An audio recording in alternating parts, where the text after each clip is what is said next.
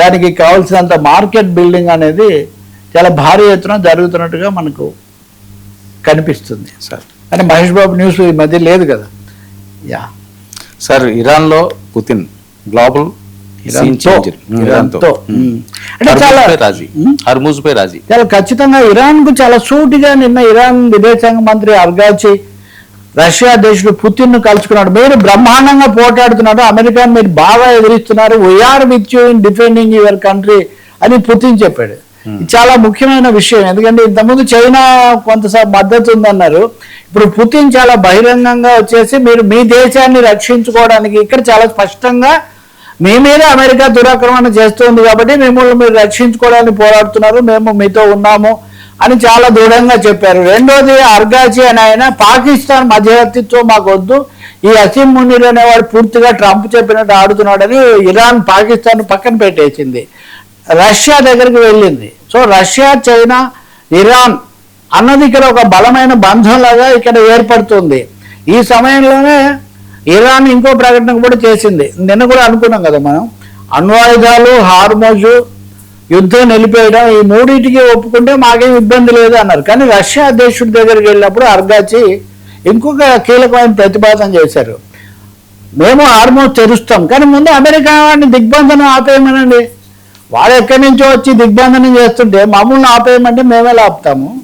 కాబట్టి మేము ప్రతిపాదన చేస్తున్నాము, అమెరికా కనుక తన దిగ్బంధనాన్ని ఎత్తేస్తే మేము కూడా హార్మోజ్ తెరుస్తాము అని ఒక ప్రతిపాదన, అక్కడ చాలా కీలకమైన ప్రతిపాదన ఇరాన్ విదేశాంగ మంత్రి స్వయంగా పెట్టారు. కాబట్టి ఇరాన్ కూడా ఒక ఆలోచనకు వచ్చినట్టు మనకు కనిపిస్తుంది. ఇక్కడ ట్రంప్ ట్రస్ట్ డెఫిసిట్, ట్రంప్ మీద ప్రపంచానికి ఉన్న అపనమ్మకం ఒకటి,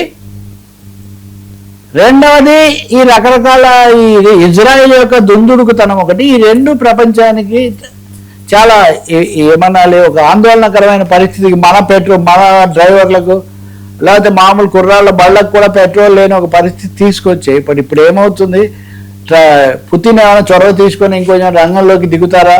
మామూలుగా ఇండియా ఈ కాంబినేషన్లో ఉండాల్సింది, కానీ ఇండియా ఇజ్రాయెల్ పట్ల కొంచెం సాఫ్ట్గా ఉందనే అభిప్రాయం వచ్చిన పరిస్థితుల్లో కొత్తగా ఈ ప్రతిపాదన తీసుకొచ్చారు. పుతిన్ పూర్తిగా ముందుకు వచ్చాడు. ఇంకొక అంశం కలుపుకోగలిగింది అంటే ఇజ్రాయెల్ ప్రధాని నెతన్యాహు పరిస్థితి బలహీనమైంది. ఆ దేశంలో ఉన్న రెండు పార్టీలు కలిసి ఒక పార్టీగా ఏర్పడి తొందరలో అక్కడ ఎన్నికలు వస్తాయి. ఈ ఎన్నికల్లో నెతన్యాహును పూర్తిగా సవాల్ చేయాలని వాళ్ళు సిద్ధమైపోయారు.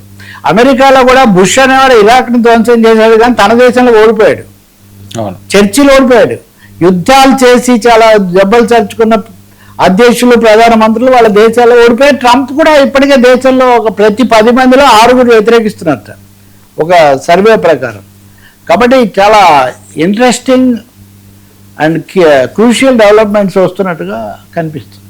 Right sir, thank you so much Ravi గారు. ఇది ఈనాటి frankly with Tarakapalli. Stay tune to 9 news.